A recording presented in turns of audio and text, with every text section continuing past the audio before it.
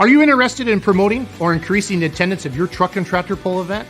My name is Jason Schultz, owner of the Beer Money Pulling Team, which has over 1.3 million followers across Facebook, YouTube, Instagram, and TikTok. Our goal is to grow the sport of truck and tractor pulling and increase the awareness of the sport through our social media presence and highly engaged audience. We want to partner with you and help you grow the attendance of your event. We have a ton of promotional opportunities available and a full-time social media coordinator to make sure your investment is taken care of. For more information on promotional opportunities, give me a call, 608-604-5068.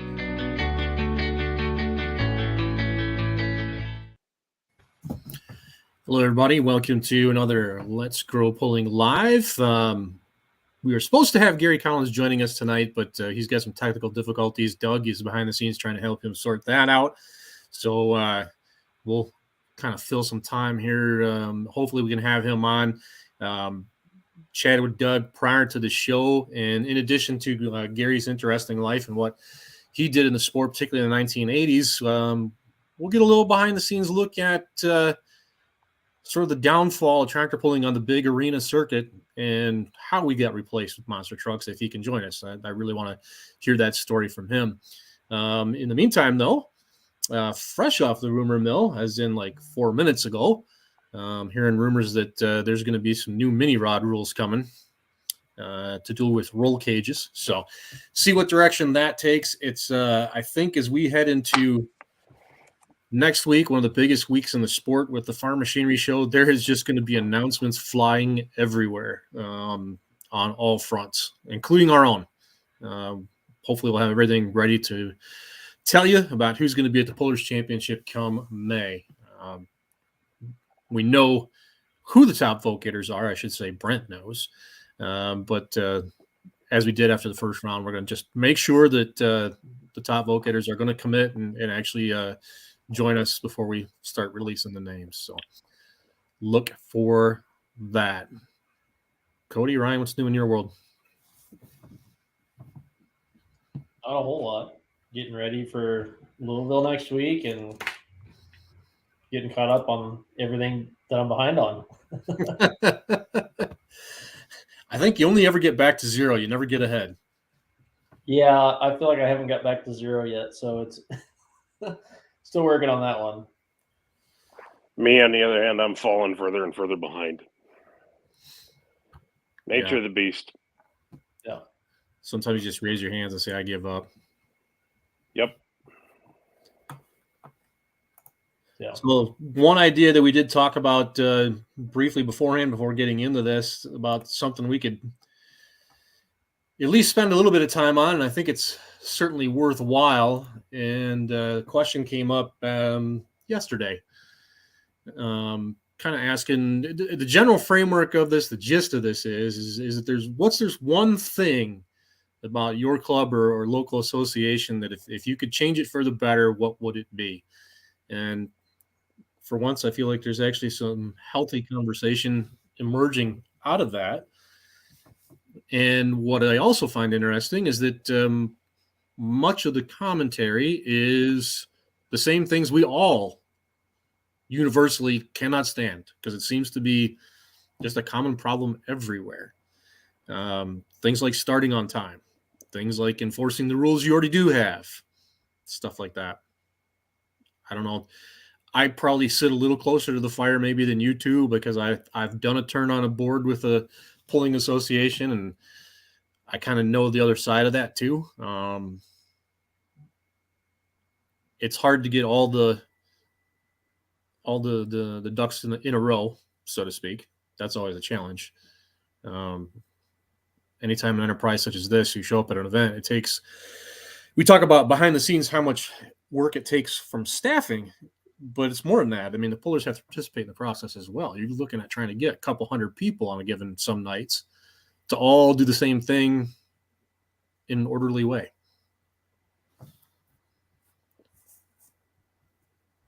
I don't know, guys. Whatever you guys feel out there in the comments, jump in there and share a few as well. Yeah, Shane, time between hooks. There's one that has not been said in this discussion already, but it is a big one. Having a crew that's efficient and on the ball at doing their job putting a track back together. It helps when you got a 2-track format because there's always something else to watch on the other side. But that the track crew can break a show real fast. Mm-hmm. For me, I agree with Shane. It's track crew. Something else that I thought about a lot was, coming from a photographer side, the lighting.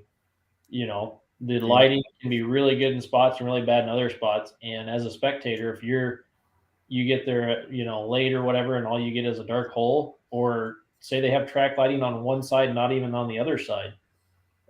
There's shows I go to that are that way, and it makes it really hard to, when you're on that side, and those are the spots that they sell spots for the one place. It's really hard to see names of vehicles of anything going down the track. And that's one thing for me that, from a photographer side, the consistent good lighting all the way through. But yeah, you get a slow night, whether it be track crew, whether it be guys not wanting to get to the line to get over the scales. You can have a bunch of stuff, but keeping the show moving, because no one wants to sit through a long show when it's, slow for any given reason. So those are probably my two big thing that, yeah, exactly, Adam. That's huge. There's so much, benefit to that stuff. There's local clubs that will, involved in stuff that help donate for stuff like that because they use it for other stuff. There's a bunch of stuff out there that you guys can do to get better lighting. Even as something as simple as I'm going to start replacing, half the lights at one point, talk to local electricians, see if they're willing to help donate their time at least to do some of that stuff. There's lots of different avenues you can go and go towards that, but those are my two big things, I guess. If Green with Shane, and then the lighting would be my two big things. Even as a driver, I wouldn't want to be taking a sled up to 30 miles an hour in the dark. Right. Nope. And the end, to go off of that, you got to make sure you got light at the end too.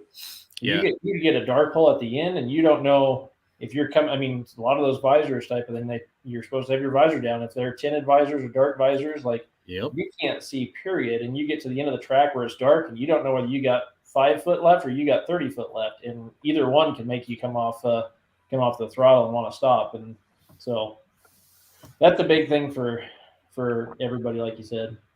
Yeah, I agree. People are mentioning speaker systems and the sound system and distance boards. Yeah, for sure. Those enhance the experience of being there. Especially if you don't necessarily know all the drivers or whatever, that announcer is your key to know who a certain guy is that you're watching. I think the sound system is important back in the pit area for the reason Doug mentioned, and that is just keeping everybody on the same page as far as how the show's progressing and where we're at and what we're doing. There's great things we can do with these group chats and whatnot on smartphones we have today that didn't exist a long time ago. It's a good tool that I see particularly getting used very, very effectively on the drag racing side, but not everybody has that, for one. There's people who just, believe it or not, in this world, there's people who just don't do Facebook and aren't in Messenger. Those people exist. And some days I wish I was one of them.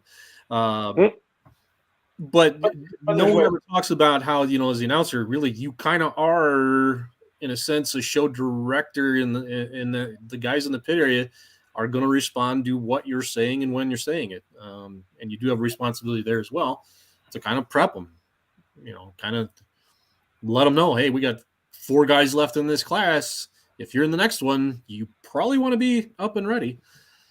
I saw another one in here about, Brad having the next pulled ready to go is a killer.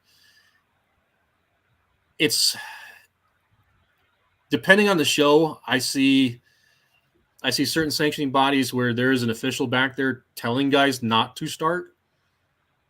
And frankly, it makes my skin crawl because it is slowing the show down big time. There's some groups I run with back here in Michigan, at least, where we aren't waiting for anybody. That next guy knows when they're up, and when the sled comes back, they're ready to drive out there. I think that's how it should be, really. Yes, and I know some places will go, Chapel Hill, they've got staffing at that level to go find you and get you out there. Hillsborough is another good one for that. Yep. Don runs a pretty tight ship there. Yes, he does. They will come and get you and stack you where they want you. But there again, it also comes to, it comes down to having staff to do it and the right staff to do it. Because if you've got somebody, so case in point, since he just joined,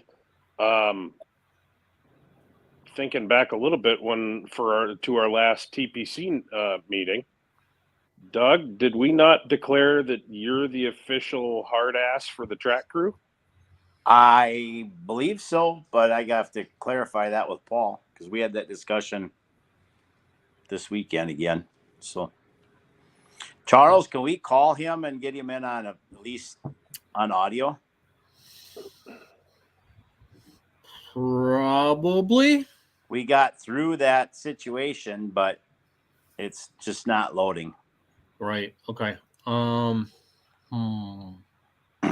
mean, short of me just having him on a cell phone and just hold it up to the laptop so that it picks up his audio. I don't know how good that's going to be, but out of curiosity, can you do a Zoom and share your screen? Would that work? Yeah, I haven't used Zoom since COVID though, 2 years ago. Well, it's probably gonna give you a 30-minute timeout though. The only kicker. Yeah. 30 or 45. Something like that. Yes. Yeah, well, shoot. Wish I'd Cody, do you have a pro account or no? No, I don't. Not anymore. I don't either. Yeah, and we If I could figure out how to get Teams to work on my computer, I'd do that. But that's what we use at work as Teams, but it doesn't play well with MacBooks. No, and for me, it's inside my work. Whatever. It's not going to work. Long story short, no one wants to listen to us talking about that. Too much inside baseball. Yeah. Right. I mean, could we call him? Yeah. Long story short, yes, we could. I wish I would have known an hour ago. I might have been able to cobble something together through my mixer board here and have it be better, but I'm not going to try to do that now. Yeah. I'll send you his number because I don't have my laptop out. I just got okay. one. Yep.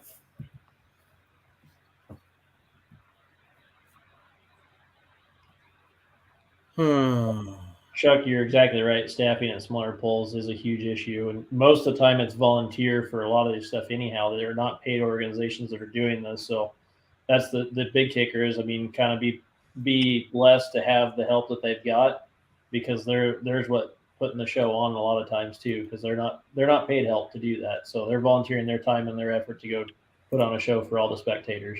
Yep, exactly right.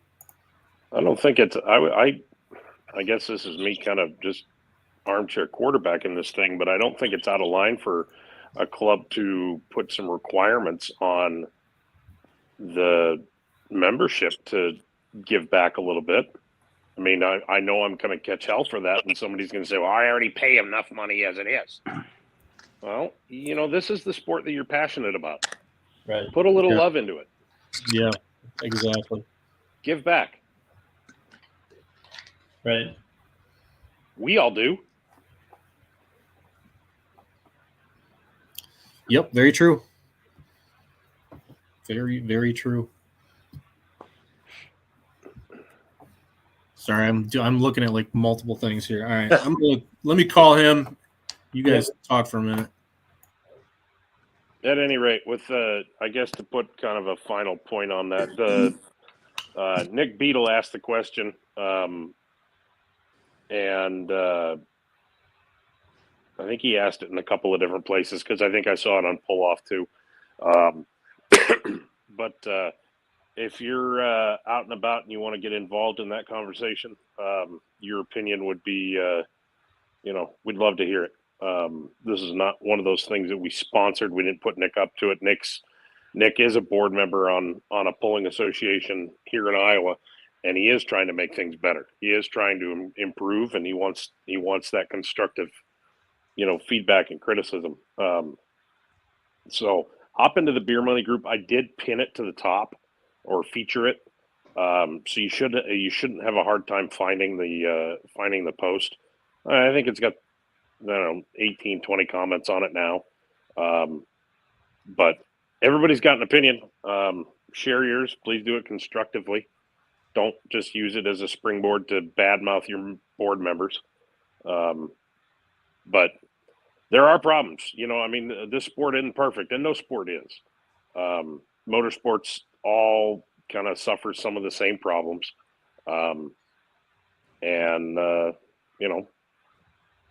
If we're going to figure it out, it may start with us. It may need to start with the membership. Charles, you're on mute. Yeah, There I know. I was talking to Gary, not you. Gotcha. All right. I got him on speakerphone. I don't know how well it's going to work, but we'll try. I'm game.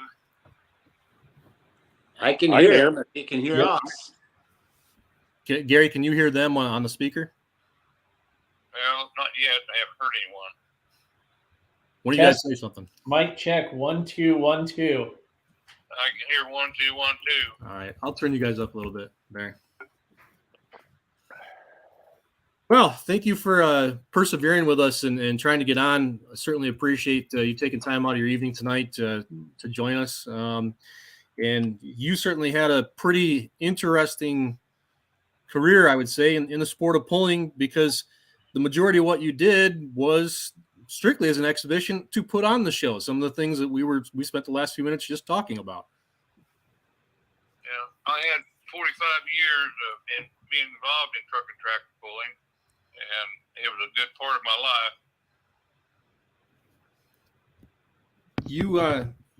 You had more than just the boss. You had several competition vehicles, but before we get into those and kind of what it was like, take us back to the beginning. How'd you get started in the sport? Well, back in 1974, when I first started, I'm a farmer by trade, and we had a young farmers organization in my local town of El Dorado Springs, Missouri. And we had a meeting one night, and this gentleman came in and said, "You guys need to put a truck pull on to make some money for your club." Of course, we knew what tractor pulling was, and all the guys had pickups, and they always thought they were the hottest thing on the road, which we found out they weren't.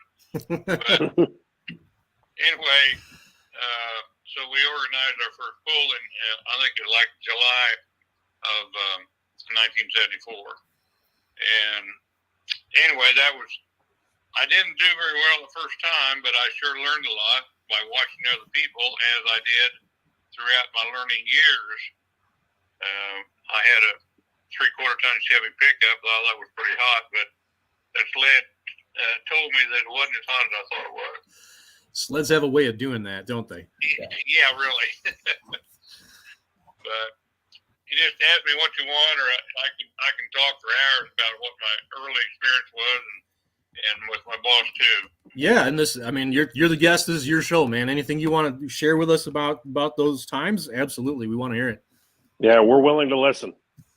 Okay. Well, back when I had the first pull, and I think there were about 20 trucks in my class, and at that time the rules were, let's see, run what you brung and hope you brought enough.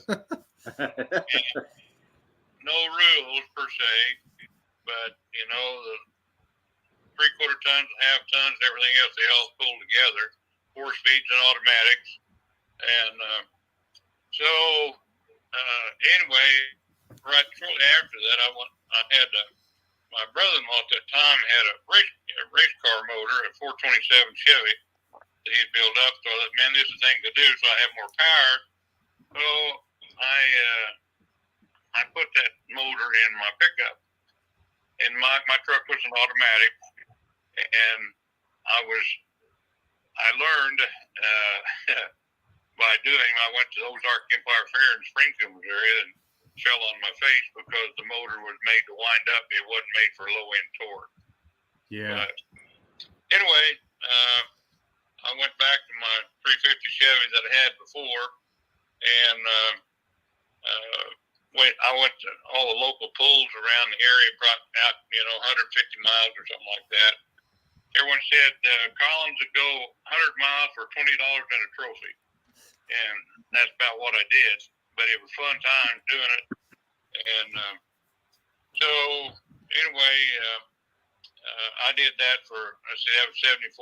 In 1979, I jumped up to another class. I should have said I was pulling in what we call the stock class back in the early days. But in 1979, something about power that I always liked, and so I jumped up to the modified class, which you could put any motor at that time. You can put any motor you wanted to in your truck and pull with it in that class. And let me back up one more time. Back in 1975, a friend of mine, J.C. Schumeyer from Monroe City, Missouri, he started going around to all the local pools and getting names of pullers so we could get together and organize Tri-State Truck Pullers Association and lay down some rules. So the fall of 75, 300 people went to Monroe City, Missouri at the high school, and we sat there for 3 days and hashed out rules, which was a hair-pulling experience because everyone said, well, I can't run that way. I got to run this way. But we all ended up doing it. We were happy with it, and we used those rules to police everything we had because any kind of sport, there's always some cheaters in there somewhere. So we had to kind of overcome that so everyone would kind of be equal in their own class. So anyway, I pulled that class, which was a stock automatic class from basically 75 to 79, and went like many places. I got a basement full of trophies and $20 bills stuck to them. But in 79, I decided I was going to jump up to the modified class. And I've always been a Chevy man, but I had some tractor pulling friends that ran Hemi motors, and I'd never been around them before. And he told me, one of my buddies told me, you need to put 426 Hemi in your truck instead of using a Chevy because, they thought they're more powerful. So I had a Chevy pickup, and I had the Hemi motor in it. And the first time, after I got everything set up with the gear ratio and the transmissions and everything else, and I pulled a little town of Rich Hill, Missouri, north of me a little ways, and it gave me quite a buzz. And I'd never been behind that kind of power pulling a sled before. So I started doing the same thing that I did before, but instead of pulling in the stock class, I was pulling in the modified class. And with Tri-State Truck Pullers, at that time, we set up, say if you wanted to sanction a pull and use our rules, you had to pay what we did, and that first place was $125 on down to $10, which wasn't much, but at that time we were too excited about the money. We just wanted the sport to grow. So I had pulled at the Missouri State Fair in August of 79, and I won my class in the 6200 modified class, and I won $500. And that's the most I'd ever won before, because usually it's $100 or less. So at that time, a company called Truckorama had sent out the flyers.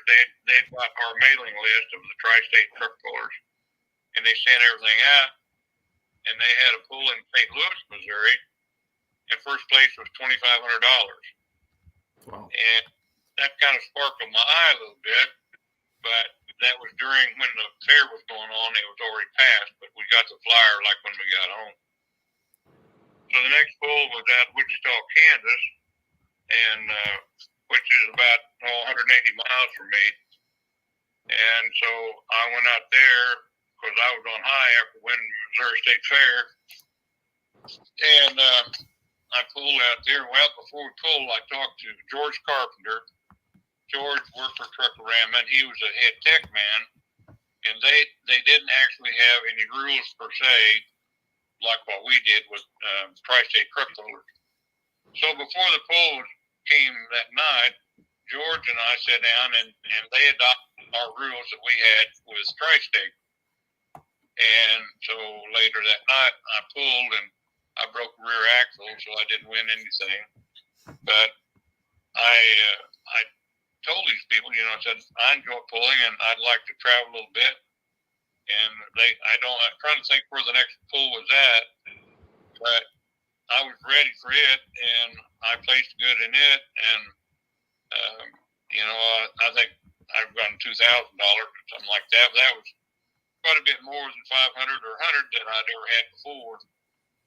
So the Truckorama people at that time, what it was called, later to be called SRO Promotion, I talked to them and I told them, you know, I said, I'd like to travel with you.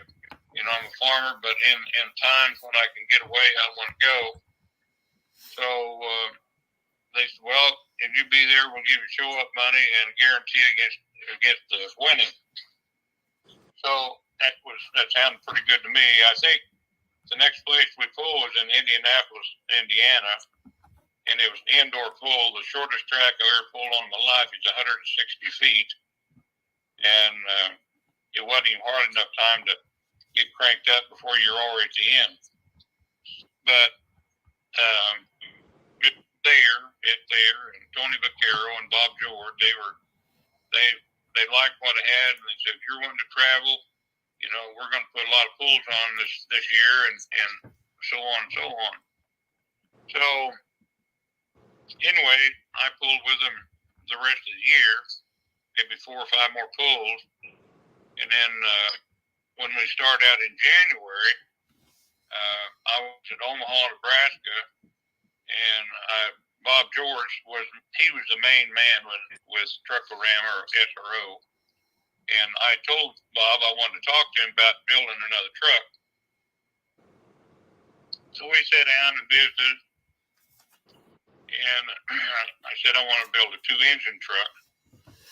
So he said, well, you've been around pulling a while. You build a truck, and we'd make a rule book around what you got.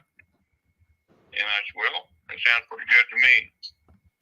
So as the summer progressed, I was working on it between my farming and stuff, but I was still pulling my modified truck with them.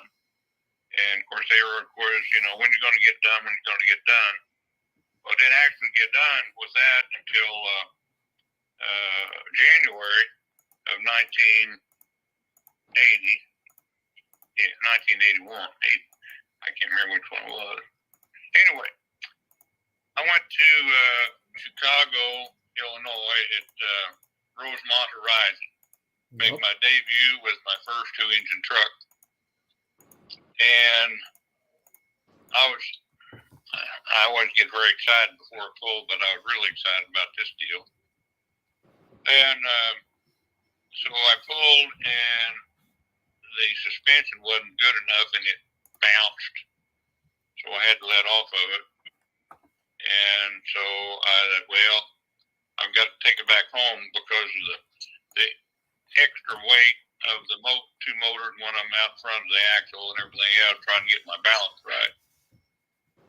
So I redid my suspension, and after that, I'm thinking maybe another 2 weeks later, I put it steady, and it made a smooth run because I had the suspension right. So that was all good, and they liked what they saw with me, and so we started traveling mainly in the first quarter and the third quarter, and a little bit in the fourth. But the year, which was good for me, they didn't do anything, so I had time to take care of my farm. I was going to ask you. It sounds like you truck, particularly being, basically using the same tires you'd find on a two-wheel drive truck, front and back, I wondered how long it took you to get it to actually kind of behave. And it sounds like you might have gotten on top of it real early. I did after that first pull. There were some other guys there in Chicago that had super modified pickups, which I used to have also. I kind of skipped over that, but I watched them pull, and in the early days, I did as much watching as I did pulling, because if someone had problems, I was trying to figure out why, and the same way, to help myself. And this one guy had more of a kind of floating type suspension, and I kind of copied his a little bit and put it in my truck, and it ran good.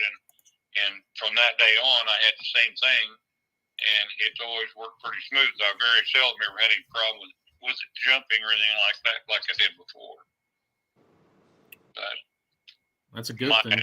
It's good to figure that out early and save yourself from a lot of busted parts. Yeah. Well, in that stage, I had the right suspension, but I didn't have the right differentials under my truck. I started braking the right front axle every time I pull, because the torque of the motor's to the right, and so I put the load on there, and then the left front tire, it's got to do all the work, and it don't work that way. So after that year, I went through that 1 year with the truck with braking axles. I didn't brake every time, but I did some. So I found a rubber tire loader, and the old style that used to steer in the rear instead of articulate like the later models were.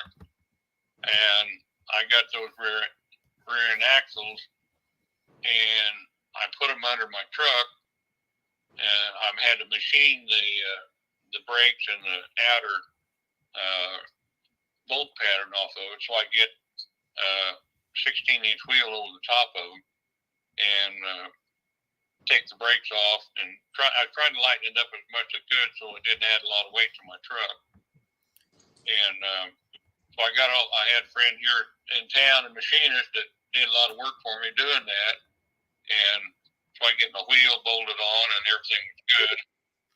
And from that point on, I never broke an axle and never broke a drive shaft. And those planetary axles is what saved everything. The only thing bad is it creates drive shaft speed, because when I pull, the drive shafts turn faster than my motors do. Okay, yep. But RPM doesn't hurt like torque does as far as a load's concerned. Right. What did your truck weigh ready to run? 6,500 pounds. That's what it weighed. Really? Wow. Yeah. I would have thought it'd be a lot heavier than that. That's impressive. Well, whenever I put those planetary axles under it, my truck, I gained 400 pounds, and then I found 400 pounds to take off of it, so I didn't really, I didn't actually weigh 6,500 before, but I still stayed in that same area. That's impressive to me. It looks like there's so much more there than 6,500 pounds. Yeah, well, the cab was aluminum. Kenworth cab was aluminum, and the cab didn't weigh anything. The sleeper didn't weigh anything. Just the frame and the running gears. Yeah, I suppose that's true. Yeah. Yeah. What motor were you running in them at that time? Well, when I first ran, I kind of skipped over my super modified truck. I only ran it for 2 years. But the super modified truck had one supercharged Hemi in it.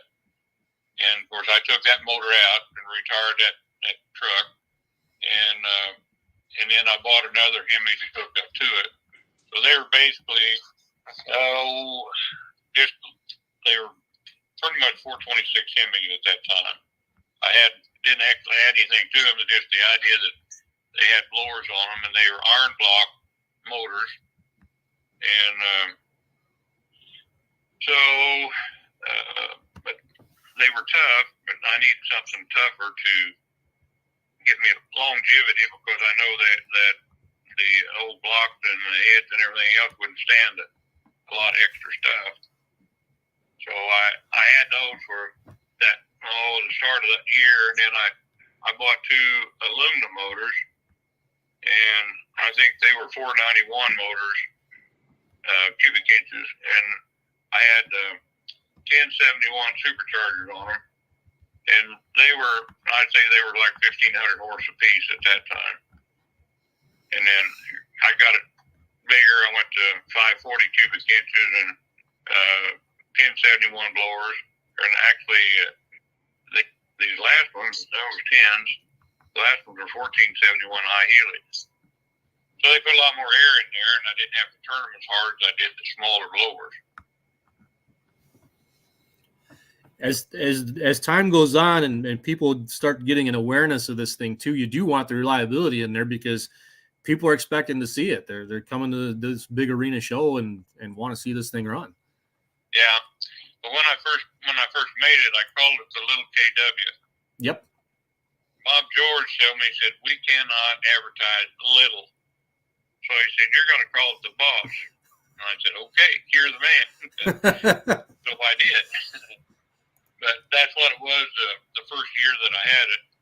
It was called the Little KW. And then Kenworth didn't like that very good, so I had to take the word KW off of it.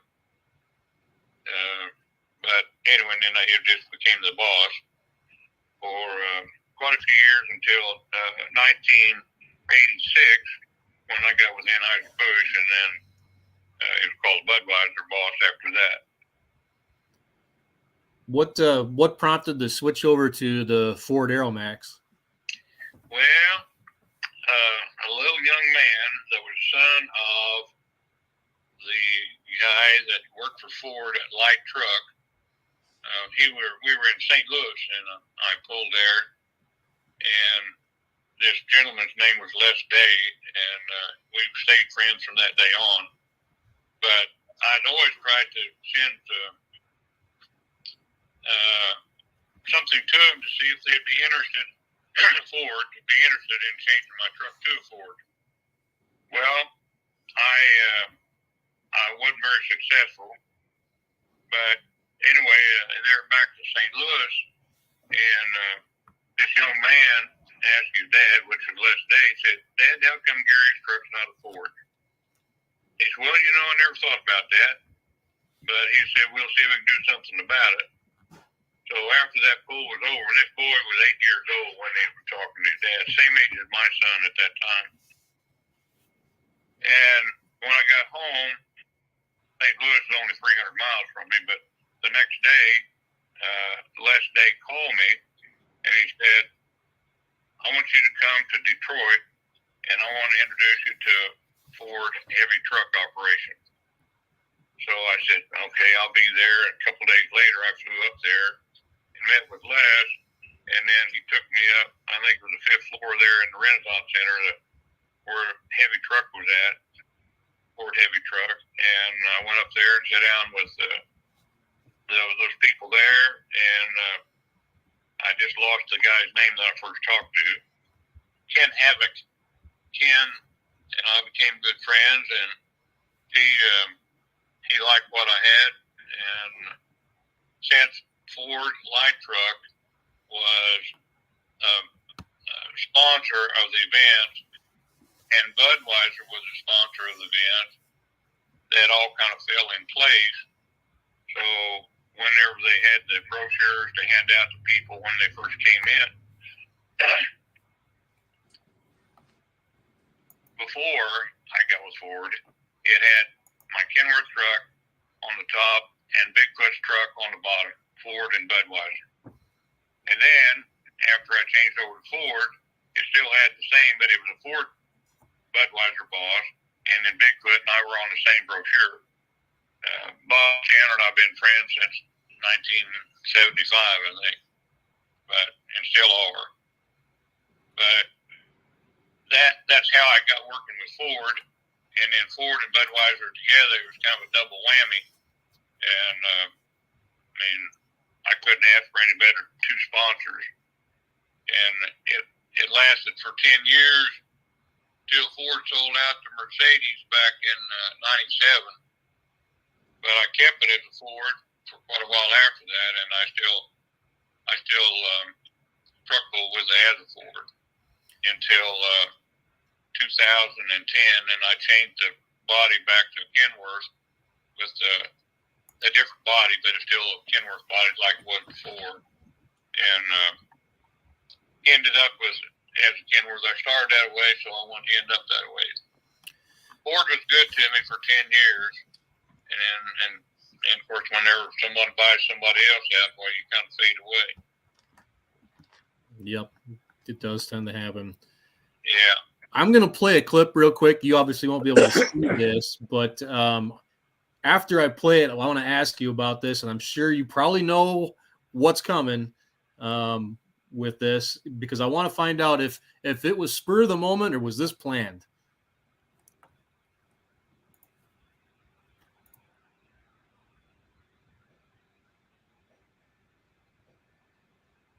We get no sound, Charles. I can't hear it. Well, it's the run where you took the sled around the corner. Oh, yeah. Well, I got to think of my buddy Mike Galloway. He was an announcer and best announcer you'll ever have, and he pumped me up all the time. But I did that. Well, my first time I did it, I was in Houston at the Astrodome, and then I did it in the Pontiac Silverdome twice. Seemed like I did one other time. In the Superdome down in New Orleans. But it's kind of hard on pieces parts whenever you let off the blowers and get back on them. But I made it. Well, Anaheim, California. That's where the other place was at. Yeah. I think for a lot of those back in those days, a lot of times you were hooking to the Ellenbaum sleds. Did you give those guys a warning, or did you just take them for a ride? Well, the Ellenbaum brothers were the best guys that ever hooked a sled. I couldn't go fast enough for them, and a lot of sled operators didn't like that because they said, "Well, you're out of control." But with Ellenbaum guys, they knew what I was going to do, and I knew what they were going to do, so we never had a problem. But some of the earlier sleds, when I first built my truck, they said, "You don't know how fast you go down the track." And I said, "Well, hang on." But I was, I'm in mid-90s. I was up at the Buck in Lancaster, Pennsylvania. And we pulled in the afternoon and then right after lunch, and then we'll pull that night. And the city police were there with a radar gun. And the modified trucks, which would be a naturally aspirated four-wheel drive pickup, they were running 17, 18 mile an hour. And if they usually made over 18, they would make a full pull, and which was great. So when I pulled in the afternoon, you had a gun on me, and I was running 45 mile an hour. Oof. Wow. And How fast? 45. Holy crap. No wonder he told him to hang on. And it's a terrible feeling when you can feel that sled kind of whipping on your ass a little bit. And anyway, that night when I pulled, basically it got the same speed. But those yellow grasshoppers that hit your windshield once in a while. Yep. I had one of them hit me right in front of my face. It scared me to death. I thought I'd blow the motors up. That night in Lancaster. But the city cop said I'd run 45 mile an hour. Man. And they didn't have race sleds back then. That was cooking. Right. I'm trying to think. I don't think Ellenbaum had the sled there, but one of my friends that he used to truck and tractor pull, Mike Hoff. Yep. He had bought that grounds, and he was putting monster truck stuff on, truck and tractor pull, mud marathon, something different every week. And I haven't talked to Mike for probably 10 years. I don't know if he still has it in operation or not. As far as I know, the Buck is still there, but I want to say I saw something that Mike had passed away recently. Really? Yeah. Yeah. Mike had a 3-engine tractor he pulled with Hemis in them, and then whenever I had a funny car 2-wheel drive puller, and he had one too called. And in fact, when he retired that, I bought the rear axle from him, or actually the frame and the rear axle, and then I had a 33 Ford Victoria that I pulled 2-wheel drive. And I forgot about that one. Yep. yeah, but Mike and I were good friends. I sure hope he hadn't passed away, but some of us guys are starting to get old. Did anything ever come up with essentially a competitor or an adversary for the boss, or did that just stood head and shoulders above on its own? Well, back when I started in the second year, there were 7 different. We call it super modified, not super modified, super experimental, whatever that is, class, and there were 7 of us at one time. Okay. And I only saw most of them once, but there was a guy out in California. He had like a 36 Chevy.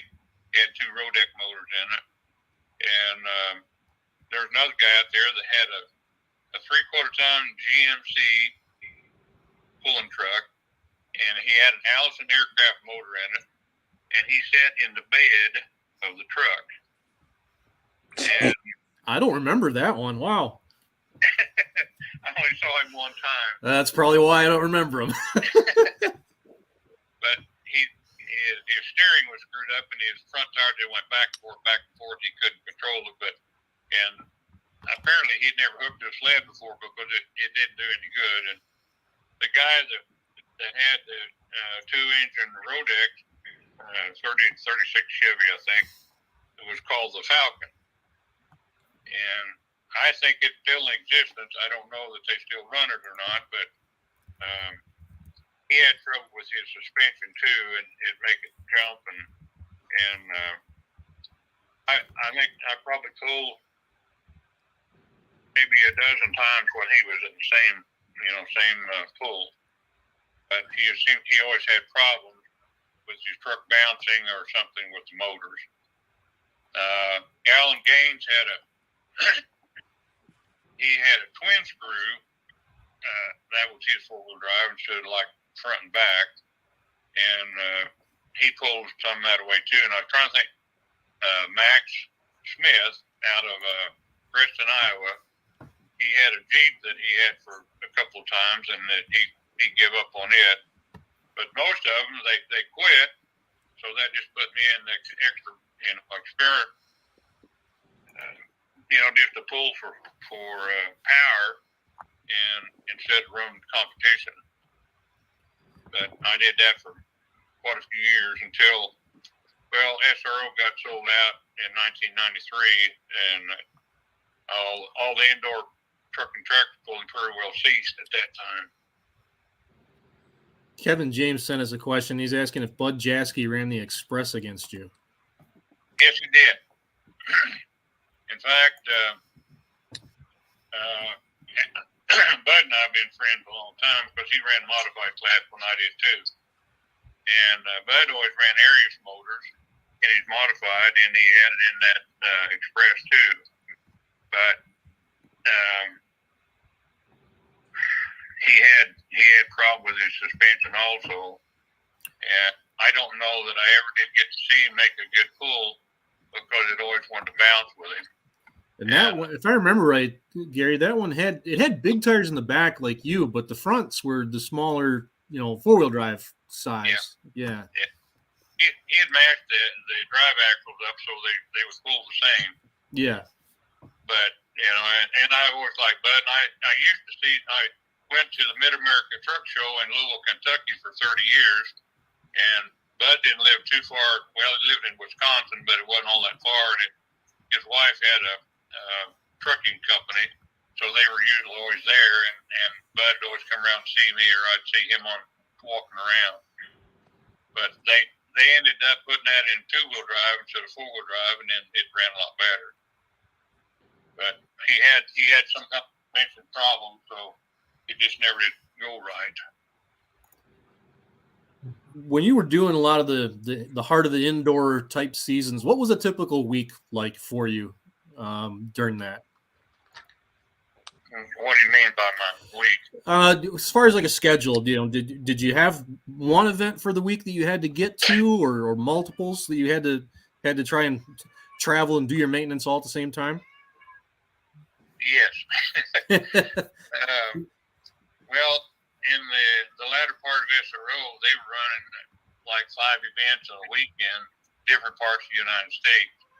And my longest ride was from San Diego. I pulled there, and then I pulled in Anaheim, California, and then I went from there to Upper Marlboro. There in I think that's in New York. I can't remember for sure, but about 3,300 miles across the United States. But I went home and hugged my wife and kissed my kids and went on down the road.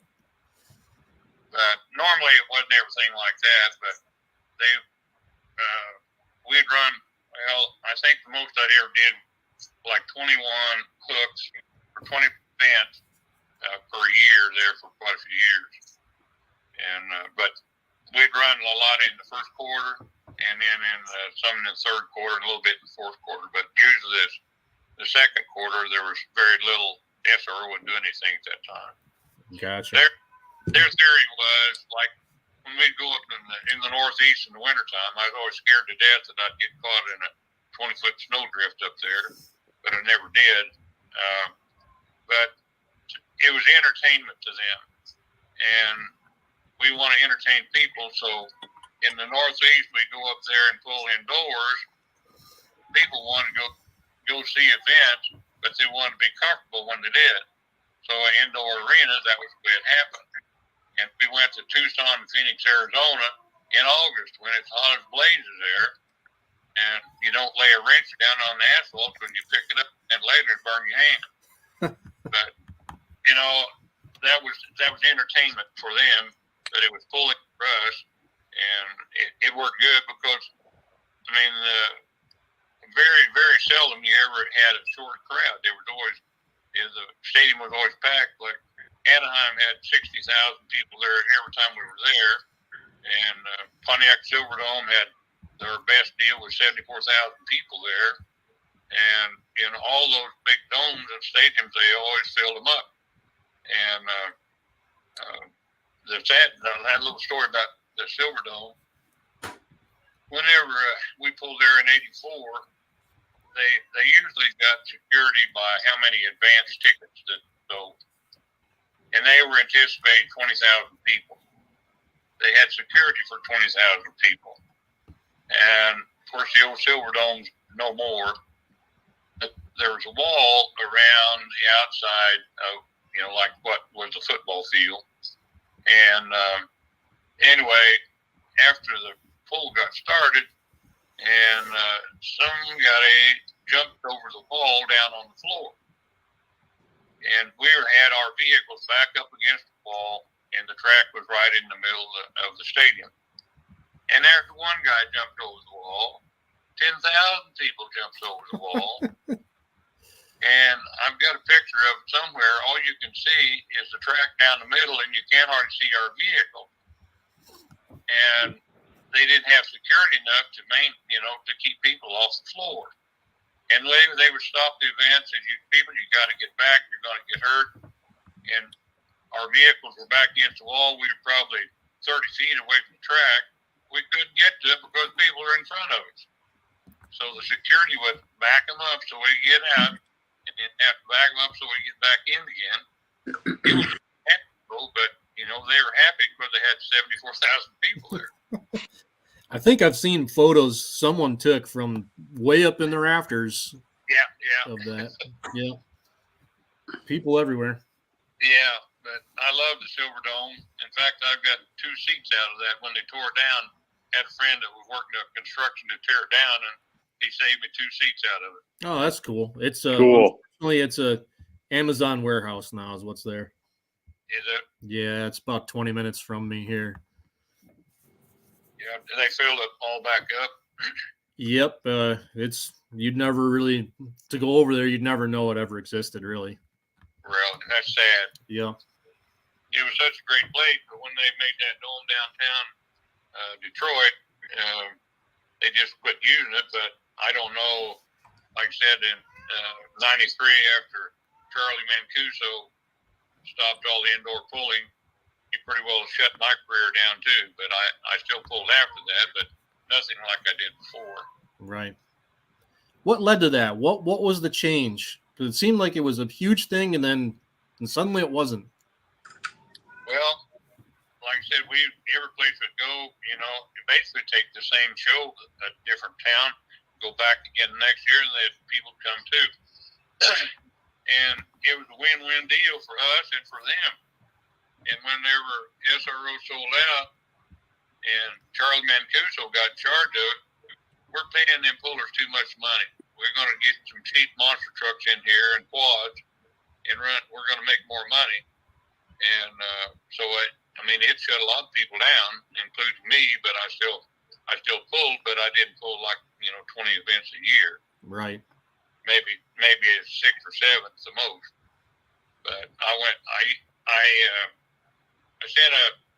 got a master list for all the Budweiser distributors and all the Ford dealers, and I sent flyers out to them, and they would use me for events where it was a truck pull or where it was, something else going on. They'd use my truck for that.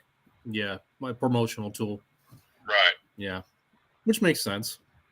Yeah, and it worked good. I pulled in Stockton, California, and met some good people out there. And in fact, they pull up in Kansas City every year in February, and I always go up and see them. But Budweiser took me out there because I sent that flyer out to them. And Lodi, California, and Stockton are the freight capital of the world. And so I was out there. They were having a fair going on. And then we pulled the next week later, they had a truck pull there. Mr. Donnie Reeves. Yes. I kind of figured that's who you were talking about. Yep. Yeah. He helped put on the pull there in Lodi, and we become friends after that because we stayed there an extra week because the fair was over and the pull wasn't until the week after. But yeah, he pulls up Kansas City, so I go up there and see him every year. There are a lot of other good pullers out in California. The first year we pulled there in 1982, California always had hot motors, but they didn't have trucks to maintain the power. And the first year we pulled out there, they said, we can't compete with these Midwest truck pullers. So the next year we went out there, and they had a California class and the Midwest class. And then the next year after that, everyone pulled together again because they finally kind of caught up. Yeah, we've been fortunate enough to befriend a few people out there, and it doesn't get, I guess, the coverage you'd expect, but there's some good pullers and some really fun people that are part of this sport out in California. 100%. Yeah. Well, they had, hot rods always started in California and kind of spread to the Midwest, but they had motors, but they just didn't have the truck to make it work. But we made some good friends out there the first time, and each time we go back. But I went to first San Diego used to be see what the name of that was, but anyway, when the Chargers were down there, we pulled there one weekend. The next weekend we pulled at Anaheim, and I did that. I think in '84, pulled in San Diego, Anaheim, then we pulled at Tacoma, Washington, then Seattle, and then I came home. Did you ever make any of the trips and go pull in Hawaii? No, the promoter called me, and their pool was in June, and you had to take your truck to California, put it on the boat, and then it took 2 weeks to do that to get it to Hawaii, and then you were out there for a week and then come back. And it was always right in the middle of my wheat harvest, and I never could go, but I always wanted to. I thought that'd be a good experience, but just never did happen. Yeah. No, I can totally appreciate where you're coming from as far as that goes. Yeah, makes sense. It just took up too much time. It took a month right out of the middle of summer, and I needed to be working here at home, so I just kind of had to pass every time. Yeah. There used to be a promoter that he took some trucks up to Alaska. One of my buddies, Russell Pearson, he had a tractor, and then he had a two-wheel drive turbine puller.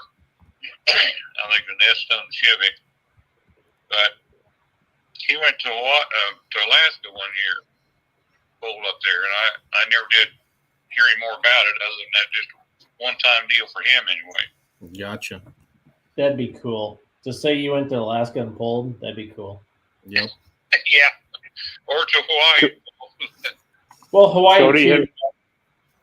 Huh? Cody, have you seen the photos of the Alaska pulling? No. There is a circuit in Alaska. Yeah. See if I can Still find today. And I mean it's mainly antiques, but They're there. still you're there and there's glaciers behind you. And it's pretty legit. It looks cool as all get out. As a camera guy, I feel like my finger wouldn't go like this anymore. I feel like it'd be cold. Yeah. Wonder what town it's in. Right. I don't remember, Gary. I have seen the photos, but I cannot for the life of me remember the name of the town. Yeah, it'd be cool. I think that back when Russell went up there, it wasn't paved; it was gravel. And from Seattle on up north there, that Alaskan Road or what it's called, they had to put chicken wire on the head of their headlight, keep getting the headlight busted out, and everything else goes. Guys, I think it's like 1,100 miles or something like that of gravel. Yeah. Oof. It's been well, that was back in the late '80s whenever Russell went up there. But he was talking about. I saw him later on, but like I said, he used to run with us all the time too. He had a turbine two-wheel drive, and he had a turbine track before that. But he's the only one that I knew that ever went up there. I did find one photo, and the name of the town is Palmer, Alaska, and it's an old school like pullback style sled. I mean, it's antiques. It's a little bit primitive, but they're doing it. That's good. Yep. It'd be all right. Yeah, there's mountain scenery everywhere. Yeah. Well, I sure So enjoyed Gary, Domes and Civic Center we pulled in over the years, and of course, most of them domes have been torn down and built another one. But like the King Dome, I always like to be up there, which is range in Seattle every day, and I never did understand why they tore a dome down and built an open top stadium. But so be it. It was their deal. But they built a parking lot right beside the King Dome and tore the King Dome down. But I went up there probably, at least 6 different times. And I had, at one time I had a funny car puller, and I'd always take it up there too. And then later I had my two-wheel drive Vicky. I took it up there a couple of times too before SRO got sold out. How many of your old pullers do you still have? Just the Boss, or? Yeah, that's all I had.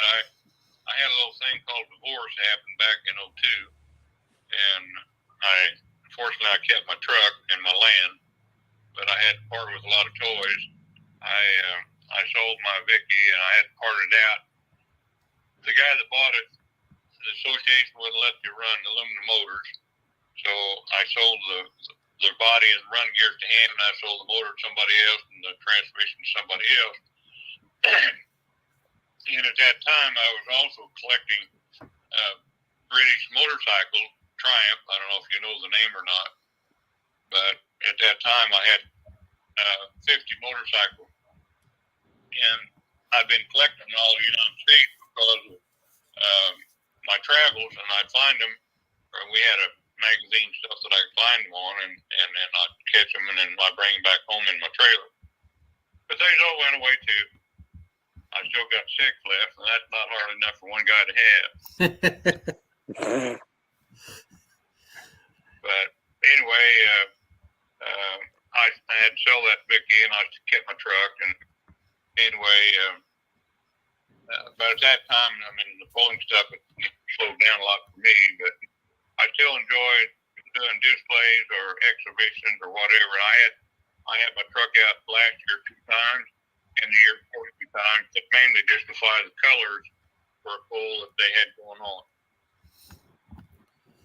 We might have to talk about the Pullers Championship. I tried last year and we couldn't make a deal go.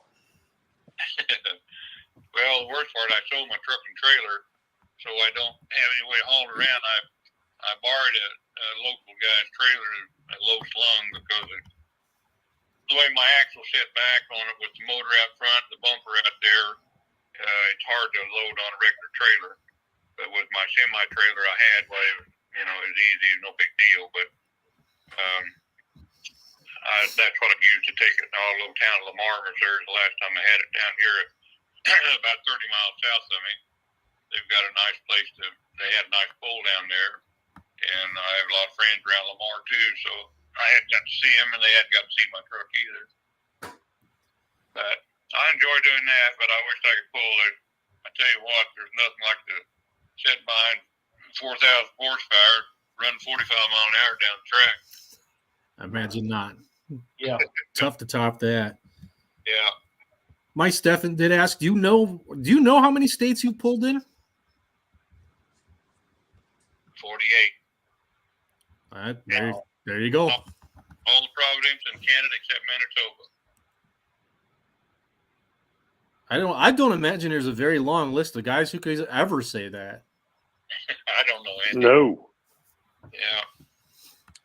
Yeah, SRO pulled up in Canada some, but there's another promoter that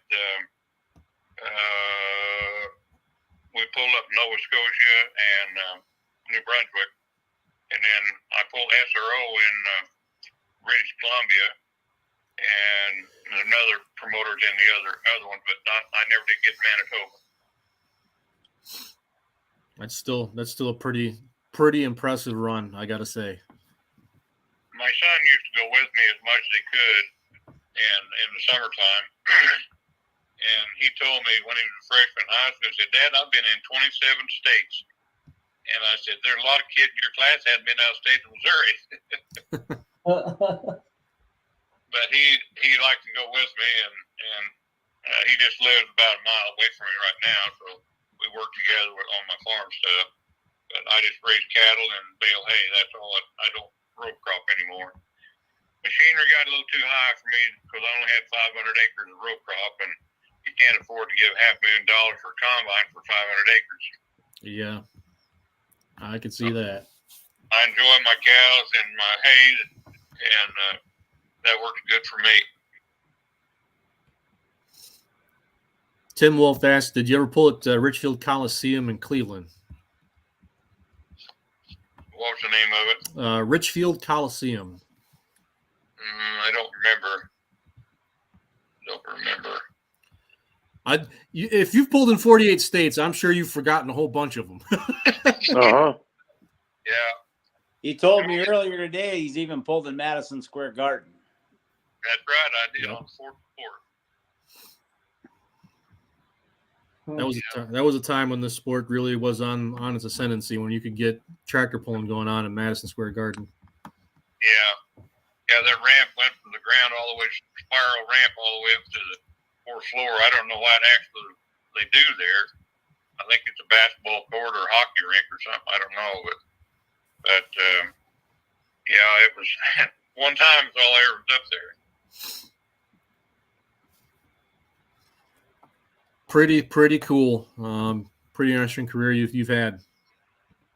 Yeah, I'd like to do it all over again, but it won't happen. And it's got to be a big money game now. You know, like Donnie Reeves told me, that motor that he's got is like $95,000, and and money's ring the sport. Yeah, to go from where you the humble beginnings of pulling for $20.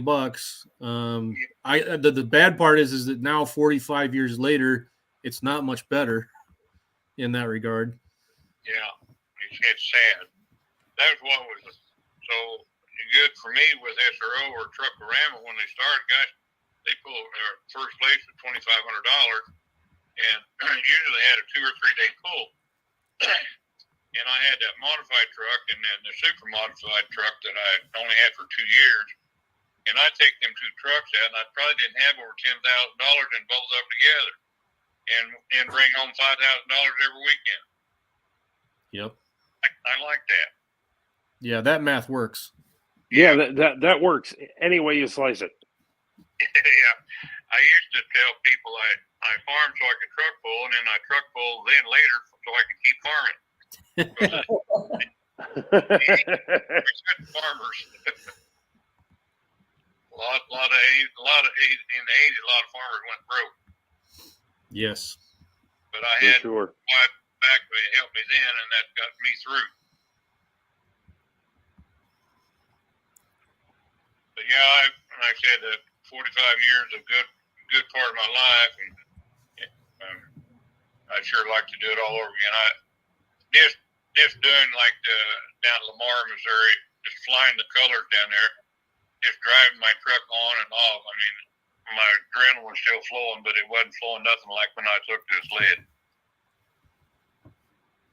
Yep, it's a rush. It's a rush. Yeah. Yeah. When I'd go, you know, when we were doing those 21 deals a year, I usually take a roll of Tums to start with, maybe shot of Pepto-Bismol before, and then maybe half a roll after I got through. It's just amazing what power like that does to you. I've still got some buddies that tractor pull and truck pull both. A town over here about 40 miles east of me, town of Wheatland, Missouri, where Lucas, in a 200 population town, built a 7,000 seat stadium, and they pull over there in September, and I usually go over and see some of those guys that I used to run with. They're still pulling. Bill Asher is a good friend of mine. He's got a 4-engine tractor, and Gerald Amons, he's got a full drive pulling truck. But Bill used to go about everywhere I was at, you know, when he could, and he was always competitive.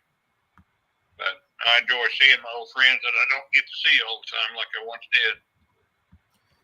Yeah, that's almost the bigger piece of it, really, is, you know, a lot of time together with people in a common pursuit, and you forge some pretty strong friendships. And it's kind of a bummer when you go months and don't get to see each other in person. Yeah. 100% agree. Yeah, but I feel like I can drive across the United States, and somewhere in that state, you know, I've got a friend. Yeah. You know, people get older and pass away and move on, don't do anything, but once in a while I'll run across somebody that I haven't seen for 30 years, and it's kind of like having a class reunion. But, you know, I pulled in Montana and Wyoming, and just one time, but I was there. That's what counts. Well, we're closing in on an hour with you. Any questions or thoughts for Gary Collins? Get them in the chat, or conversely, any of you guys, Cody, Ryan, Doug, fire away. So back in the day, Gary, what was the top payout, you know, at the peak of things compared to today? Well, as an exhibition vehicle, you know, I got paid per se where I was going. but competition wise, that $2,500 was probably the top deal for the competitors. For the modified class or for the tractor class. They may have got show up money or a guaranteed against their winnings, but after I got doing exhibition all the time, it just how far it was away from me, how much money I got. My dad always told me when he was alive, son, you're wasting money and time. And I said, yeah, Dad, but I enjoy what I'm doing. And I said, I make pretty good money. Anyway, I was up at the Kingdom in Seattle when I got back, and he said, how'd you get along? I laid $10,000 on the table, and he said, well, what do you think? He didn't ask me again. I'll bet he didn't. No. No. Yeah, but that was the good thing about SRO. They always paid in cash. And but I did good, and I was happy for what I was doing, and made good money doing it, and enjoyed it. That's what the main point of pulling is, having fun and enjoying it. Yeah.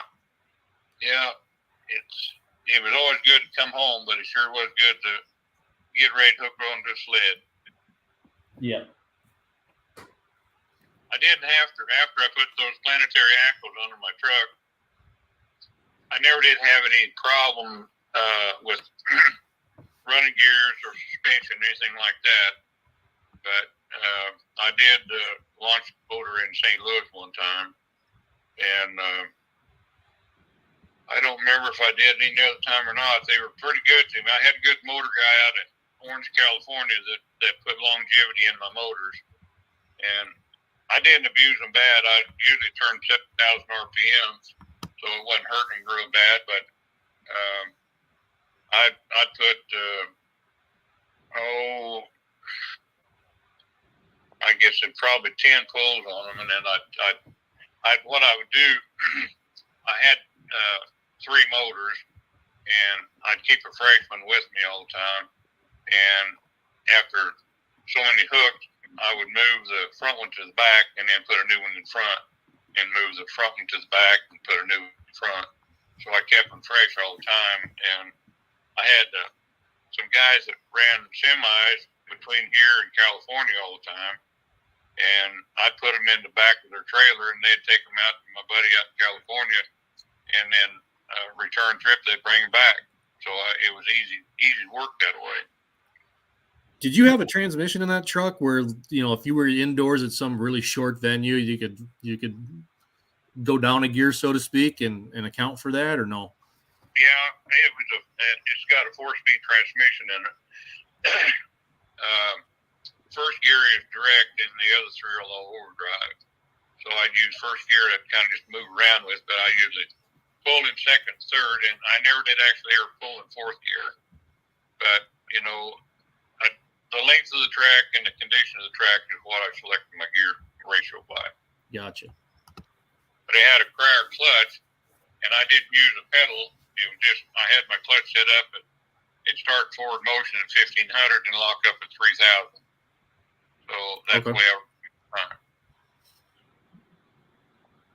run. Not too far off than what you'd expect, what I would have expected as far as the clutch setup goes then for the power plants. Yeah. Yeah, it had 5-disc Cryer in it, and it's still in there, but it did good for me.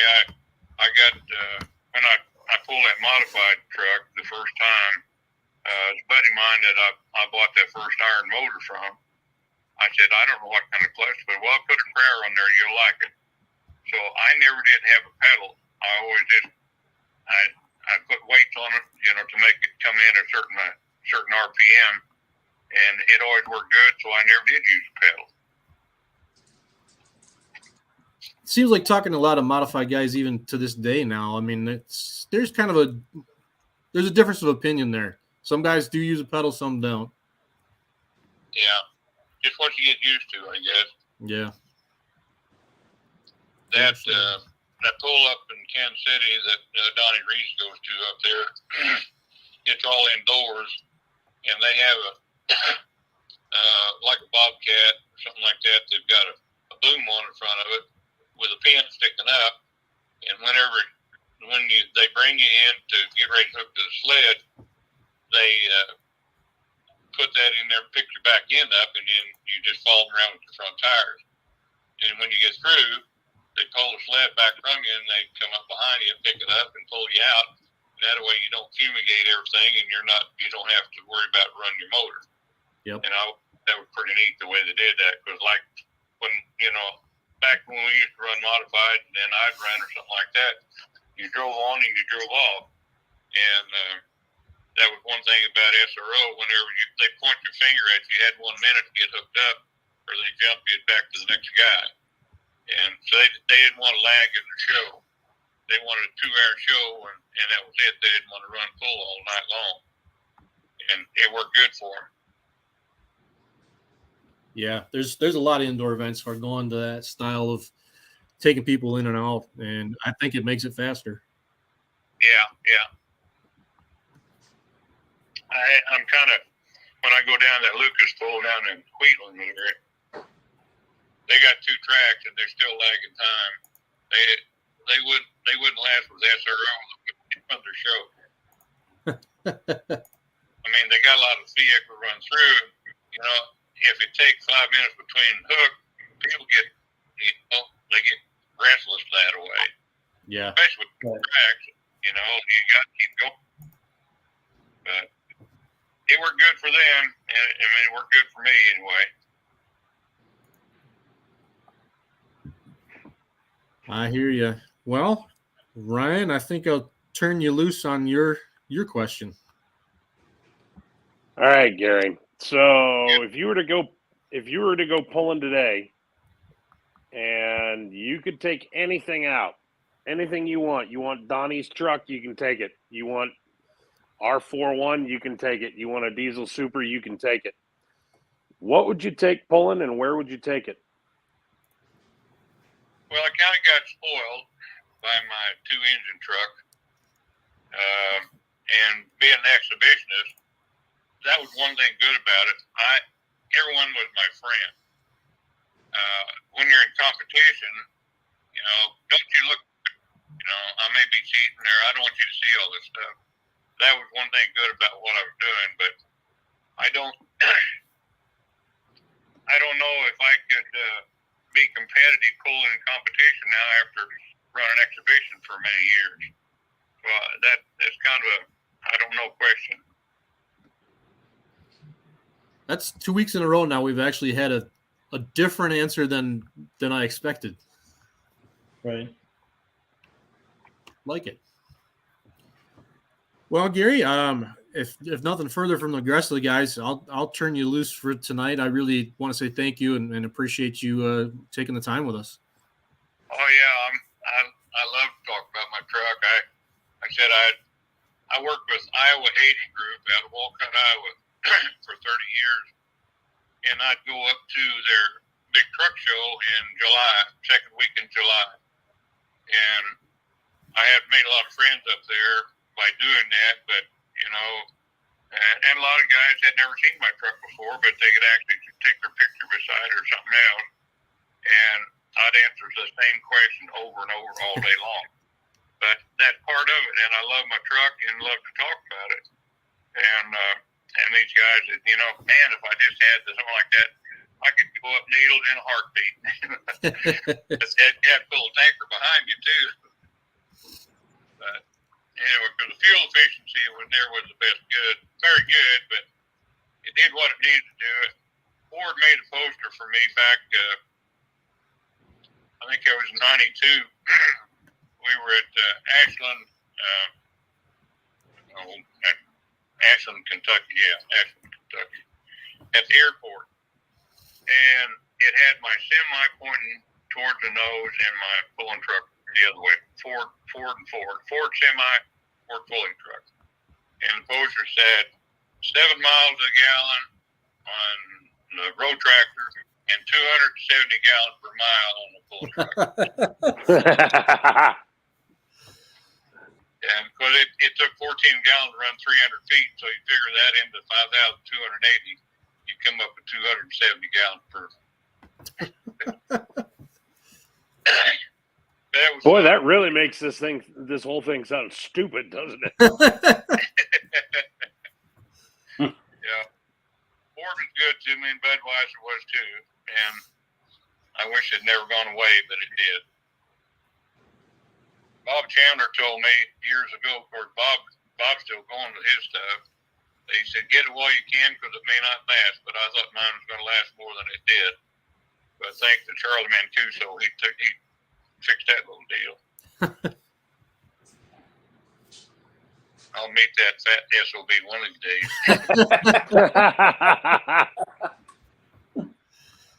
But anyway, such is life. Yep. But it was a good ride, and I'm sure glad I did it. And I wish I could do it all again. We'll figure something out. We'll get you to doing some more again. Yeah. All right. Well, I'm gonna let you go for the evening, sir, and we'll wrap Thank you, Gary. up. All right. I appreciate talking to all of you. I love what I did, and I love my truck. And I'm actually trying to put it in a museum, but I had a few guys talk to me about it, but they didn't think it was worth very much, so I'm still got it. But that's my goal, so I can see it once in a while if I wanted to. Yeah. Right now, I can walk down my shop and see it sitting there. And but it'd be nice because a lot of people in this area and all over the United States have seen my truck, and they always like to take pictures beside it. Well, I didn't think I'd ever get to see it up close, But I don't know if it'll ever happen or not. But if not, I'll have it right here with me. It would be a fitting thing for it. I'll agree. Yeah. I've got some friends that say Bass Pro in Springfield, Missouri, and they've got a motorsport section in their Bass Pro, and I've tried to work with them a little bit, see if I can get it in, but I just haven't got a hold of the right people yet. That's the key to it, finding the right person. Yeah. We've got a guy in Minnesota that wanted it, but he's got his own museum, a private collection, and he offered me a little money, but not enough. But he said, I want it for trade material, and I said, well, I want to be able to see it sometime, but well, if I trade it to somebody else, maybe you can, but that's been 2 years ago, and I haven't heard from him since. Kind of feel like I might know who that might be. Yeah, so do I. We're not going to say it here. Yeah, I would imagine I probably know the name too. Yeah, I can't remember what his name is. I got his number, but after he told me that, well, I never called him back. He's supposedly got, like 50 different vehicles in his museum, and all kind of one of a kind. And that's what mine is, one of a kind, because, they're just one in the other. I mean, nothing that looked like mine or compared to mine, and has done as much as my truck has done over its life. Right. No, I think yours is about at the pinnacle of those exhibition vehicles. Yeah. I used the same running gears after I got everything lined out back in '83, and I've just changed the body on it because when it was Kenworth, and then I went to Ford, and I had 2 or 3 different Ford bodies on it, and then went back to Kenworth. But I always used the same running gears because it worked good, and I didn't want to change it. No, don't mess with what's working. Right. That's right. Yeah. Well, if anything else I can do for you, I'll be more than happy. Excellent. We'll maybe try to do this again sometime when we get all the technical stuff figured out too. That'd be good. Don't count on me helping you on that end. Well, if we can plan ahead for it, we'll figure something out. All right. Sounds good. All right. Thank you. Thank All you, right, Gary. Have a good night. All right. Thanks all of you. All right. Bye-bye. See ya. All right. Well, that was cool. Getting to hear the story behind something that I don't know that I ever got to see him. At the Silverdome several times. I don't remember that I ever got to see him actually pull it, but certainly knew about it and what it was and what it represented to the sport. 45 miles an hour. Wow. Yeah. On Yeah, one of those old sleds. We had a 38-mile-an-hour mini rod run Friday night. Did you? Oof. Yeah. On that squirrely sled, that was kind of scary watching, but it was Chris. You mean you didn't volunteer to run that for a class, Doug? No. Oh, they had a good show down there, really. Once got the track right. The plumber's nightmare on Saturday night. Chandler's got the video just about ready to go. He actually broke the tire loose and spun the rim in the tire. Wow. Tore all the screws. It melted the bead. It melted the rim. It was made a mess, but Didn't I read something that he had just changed something in that tractor too? Didn't he put new clutches or something in? I'm not sure. We didn't have a lot of time. We got down there Thursday afternoon and worked on the track Thursday night, and then we started pulling. We had rain on Friday morning and didn't get started till about 2, and then went right into the evening session. And then Saturday we started again at 1 o'clock. So I didn't get to walk around a lot. I was kind of watching what was going on the track, but Cool. Well, it's the calm before the storm. Farm show next week. As such, for us on Thursday night with the power ranking show, we're going back to the top. We're going to redo pro stock for next week. And I'm going to go find my old list and see if there's anything I would change about it. Probably there's a few people who think I should, because I certainly heard about it. Yeah. But that's part of the fun of doing this too. Well, any final thoughts from the three of you? I don't think so. I'm ready for bed. Yeah, me too. Same. Yeah. All right, guys. Going once, going twice. Sold. Be safe, everybody. Stick a See you fork. next week. See you later, guys.